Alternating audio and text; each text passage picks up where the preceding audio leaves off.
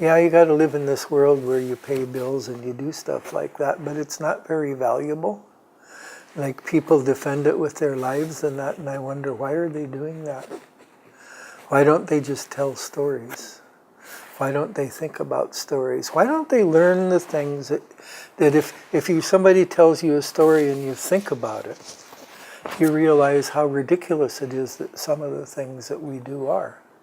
That's how I became a storyteller, and people always told me stories, and I always remembered them.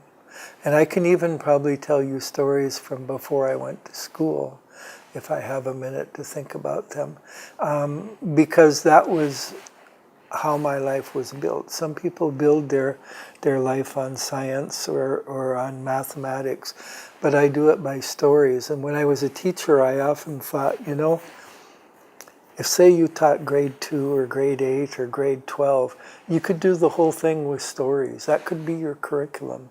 You can find stories to teach math and to teach science and to teach geography and everything else. They're all there.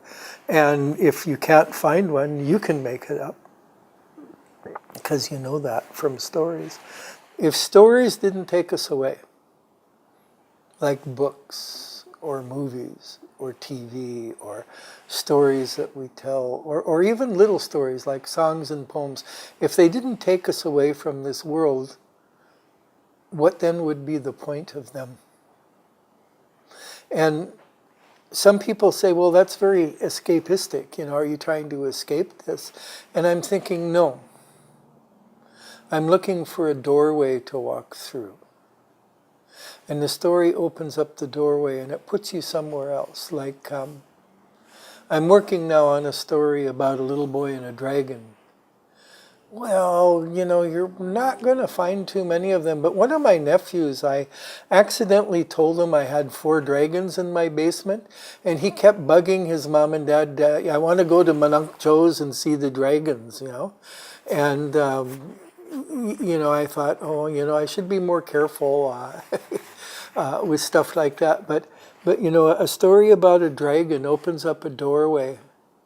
And it takes you somewhere.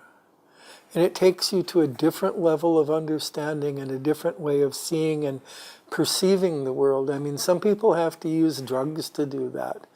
But why do all that damage to your body? Go into a story. A door will open and you will be there. And if stories don't do that for us, we put the book down or we turn off the TV or we walk out of the movie or the play because it's not taking us anywhere. Now, sometimes that's the fault of the storyteller or the writer or the actors who are just storytellers anyhow in a different way. But sometimes, it's a deficiency in ourselves. Sometimes we need to sit through the story at least once or maybe even 100 times till we can jimmy that door open and see what's there. Fox News is kind of like storytelling. There's nothing about reality in their news, they just make it up as they go along. But stories take us places that maybe we can't get to in our cars or our airplanes or even on our feet. And the other thing is, when you study spirituality, you're asked to go inside. Well, a story takes you there. There might be a door, but it comes in and puts you in the back door of yourself.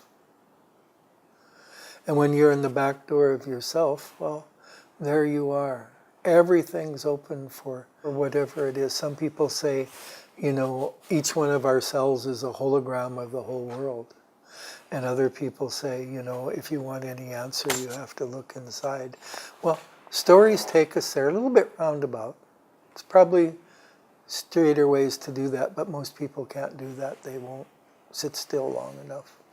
And a story makes you sit still.